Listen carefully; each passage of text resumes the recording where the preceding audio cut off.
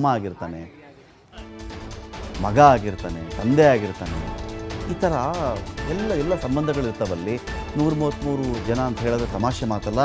ಅಹಮದಾಬಾದ್ನ ಮೇಘಾನಿ ಪ್ರದೇಶದಲ್ಲಾಗಿರ್ತಕ್ಕಂಥ ದುರಂತ ಇದು.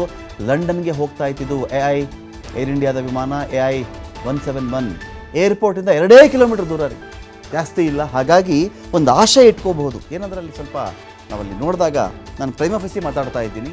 ಪ್ರೈಮಾ ಫೆಸಿ ಮೇಲ್ನೋಟಕ್ಕೆ ಏನು ಕಾಣಿಸ್ತಿದೆ ಅಷ್ಟು ಮಾತ್ರ. ನಾನು ಕೂಡ ರಿಪೋರ್ಟ್ಗೆ ವೆಯ್ಟ್ ಮಾಡ್ತಾ ಇದ್ದೀನಿ. ಇಲ್ಲಿ ಯಾವುದೋ ಒಂದು ಮರಗಳು ಸ್ವಲ್ಪ ಜಾಸ್ತಿ ಕಾಣಿಸ್ತಾ ಇವೆ ಅಲ್ಲಿ.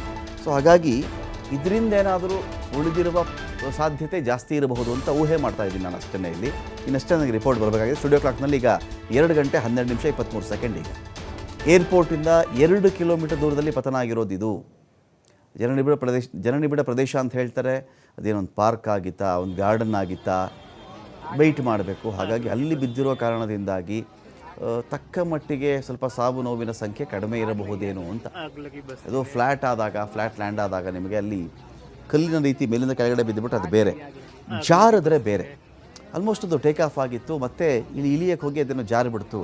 ಟೆಕ್ನಿಕಲ್ ದೋಷ, ತಾಂತ್ರಿಕ ದೋಷ ಕಂಡು ಬಂದ ತಕ್ಷಣ ಪೈಲಟ್ ಸ್ವಲ್ಪ ಜಾಣತನ ಮೆರೆದು ಇಲ್ಲಿಯಾದರೂ ಒಂದು ರೋಡ್ ಕಡೆ ಹೋಗಿಬಿಡೋಣ, ನಾವು ಹೈವೇ ಆಗಿರುತ್ತೋ ಮಾಮೂಲಿ ರೋಡ್ ಆಗಿರುತ್ತೋ ಬೇರೆ ವಿಚಾರ, ಆ ಕಡೆ ಹೋಗಿ ಇಳಿದಂತೆ ಮಾಡಿ ಸ್ವಲ್ಪ ಜಾರಿಸ್ಬಿಟ್ರು ಕೂಡ, ಜಾರಿಸಿದ್ರು ಸ್ವಲ್ಪ ಸಾವು ನೋವಿನ ಸಂಖ್ಯೆ ಕಡಿಮೆ ಆಗಬಹುದು.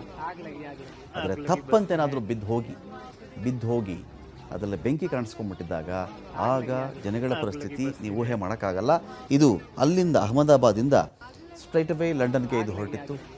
ಏರ್ಪೋರ್ಟಿಂದ 2 ಕಿಲೋಮೀಟರ್ ದೂರದಲ್ಲಿ ಈ ಅವಘಡ ನಡೆದು ಹೋಗಿದೆ. ಈ ನತದೃಷ್ಟ ವಿಮಾನದಲ್ಲಿ 133 ಜನ ಸೀಟ್ನ ಬೆಲ್ಟ್ಗಳಿಗೆ ತಮ್ಮ ಜೀವವನ್ನು ಬಿಗಿಯಾಗಿ ಕಟ್ಕೊಂಡಿದ್ರು. ಎಷ್ಟರ ಮಟ್ಟಿಗೆ ಇವರು ಉಳಿಯಲ್ಲ, ನಮಗೆ ಇನ್ನಷ್ಟೇ ಇದ್ರ ಬಗ್ಗೆ ಮಾಹಿತಿ ಬರಬೇಕಾಗಿದೆ. ವೆಯ್ಟ್ ಮಾಡ್ತಾ ಇದ್ದೀವಿ.